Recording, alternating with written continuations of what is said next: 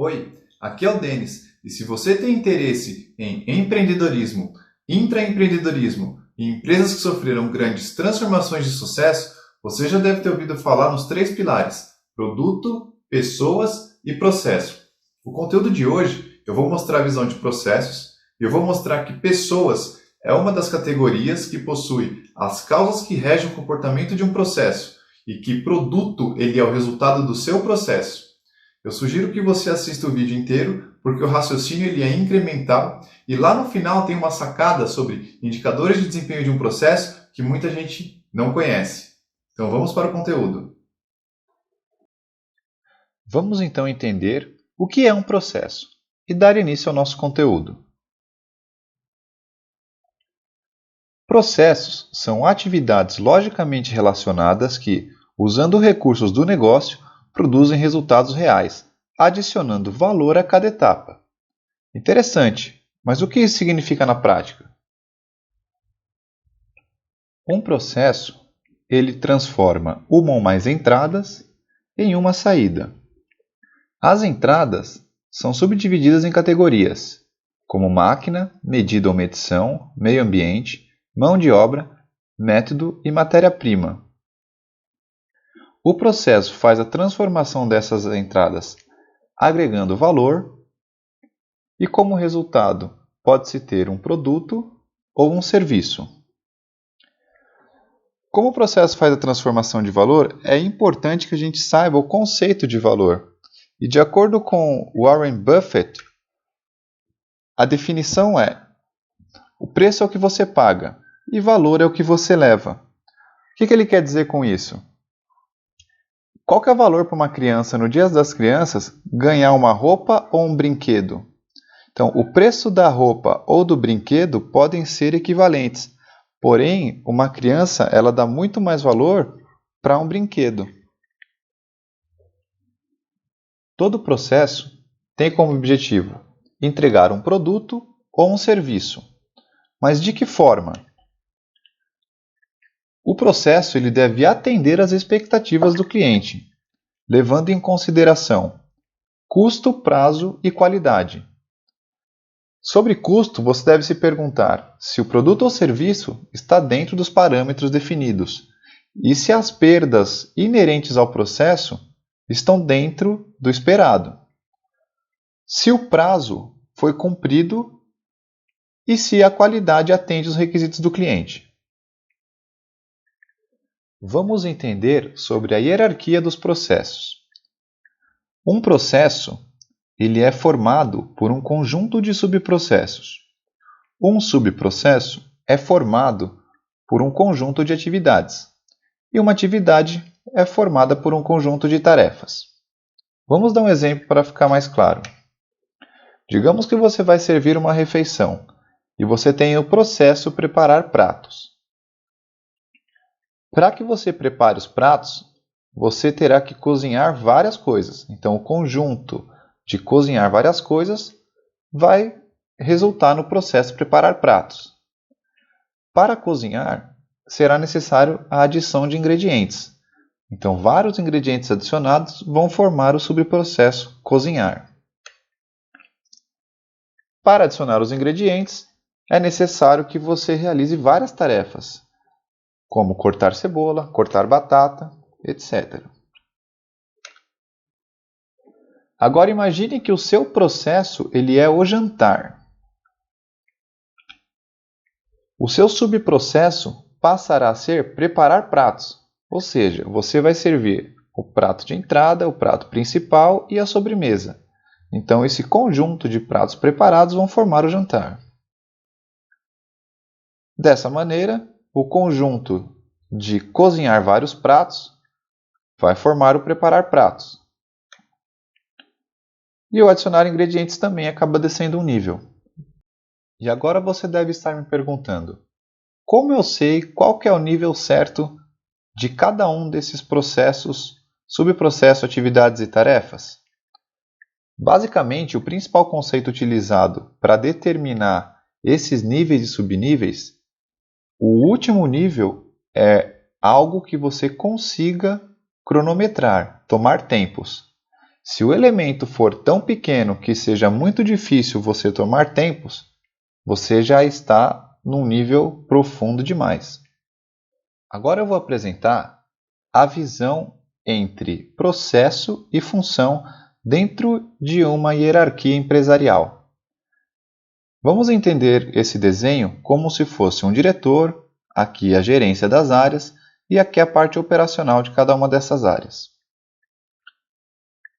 Se nós olharmos uma área, por exemplo, uma área fiscal que tem um gerente fiscal e aqui um responsável pelas operações diárias fiscais, nós teremos uma visão funcional, ou seja, estamos restritos à visão da área fiscal. Interessante é que se atravessarmos toda a cadeia de valor, isso nos dá uma visão de processo. Vamos a um exemplo para ficar mais claro.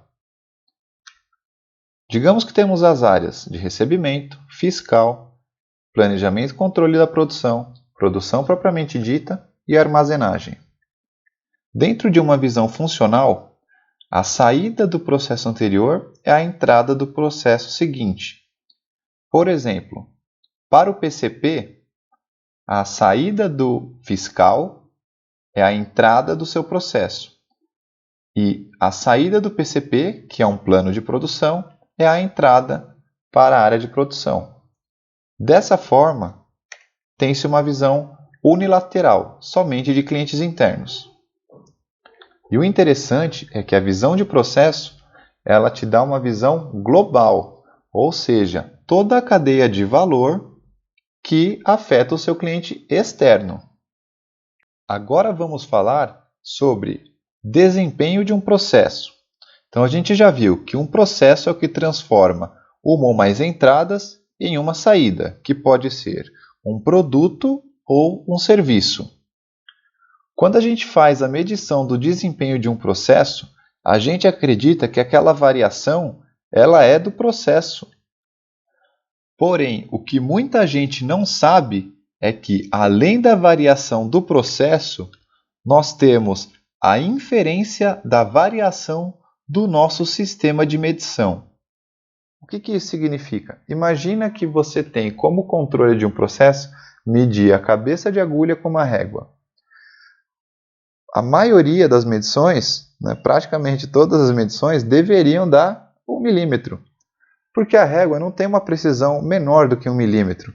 Então, a régua não é o instrumento mais adequado para a gente fazer esse tipo de medição. Você gostaria, aí, no caso, que tivesse um instrumento mais preciso para você poder entender o quanto varia a dimensão das cabeças de agulha. A análise do sistema de medição é algo bem complexo de se fazer. E esses daqui são os possíveis resultados que se pode ter após a análise do sistema de medição. De acordo com a IAG, que é o grupo de ação da indústria automotiva formada por Chrysler, Ford e GM, esses são os critérios de classificação de um sistema de medição. Então, se a variação do sistema de medição for menor que 10% da variação do processo, esse sistema é classificado como adequado. Se a variação do sistema de medição tiver de 10 a 30% da variação do processo, esse sistema é classificado como marginal. Isso significa que ele pode ser aceitável para um determinado caso com um estudo mais aprofundado, uma análise de custo, e isso varia de caso a caso. E se o resultado da análise do sistema de medição for maior do que 30% da variação do processo, esse sistema de medição é classificado como inadequado. Vamos agora para uma parte de indicadores. Suponhamos que nós temos um processo e a gente está monitorando a quantidade de vendas por semana. Então, desse lado nós temos as vendas e aqui embaixo nós temos as semanas. Por exemplo, na semana 1 vendeu 158, na semana 2 vendeu 150, na semana 3 vendeu 160. E assim ele vai variando semana a semana. E aqui nós temos a média de 150 vendas por semana. Então essa é a média do nosso processo vendas por semana. Aí eu te pergunto, este processo está sob controle? Devo atuar no processo? Antes de eu te dar essa resposta, eu vou mostrar o que a gente deve fazer com os indicadores. Então, quando a gente tem um processo, a gente monitora o desempenho do processo. E aí sempre se pergunta, ele está sob controle? Se estiver sob controle, a gente continua monitorando, que é medindo com uma frequência determinada. Aí cada processo tem o seu indicador específico. Se ele não estiver sob controle, a gente deve atuar no processo. Previne a repetição do problema e continua o monitoramento, e fica nesse fluxo infinito. O que acontece em muitas empresas é que vários chefes, gerentes, né, ou pessoas que têm poder ali sobre as demais, eles acabam não tomando a decisão mais correta. Então, digamos, o processo ele não precisa de atuação. Então, a decisão seria não atuar no processo. Essa é a decisão correta. Porém, em alguns casos, o pessoal, mesmo que um processo esteja sob controle e não precise de atuação, a decisão é atuar no processo. E isso caracteriza um supercontrole, que fala, vai ver o que está acontecendo, vai ver se precisa de alguma coisa. Então, se está sob controle, você não deve atuar. Agora, tem o outro caso também. O processo ele precisa de atuação e ninguém atua no processo. Então, você fala, amanhã eu vejo. Ou então, o processo vai voltar. Não, isso daí é porque está sol. Ou você tenta se convencer de que aquilo é um comportamento normal. E esse é o chamado subcontrole. Então, o certo é, se o processo necessita de atuação, você tem que atuar no processo. Então, tanto o subcontrole quanto o supercontrole são decisões erradas.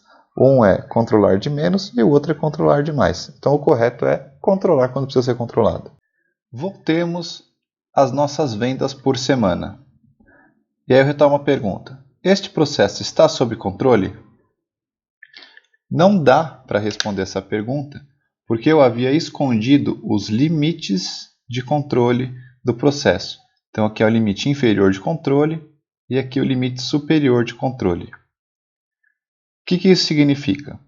Todo processo varia, como nós temos a variação do nosso processo de vendas por semana. Porém, é importante que o processo varie dentro dos seus limites de controle. Então, agora a gente tem condições de responder essa pergunta. O processo está sob controle? Sim, está sob controle porque ele varia dentro dos seus limites. Devo atuar no processo?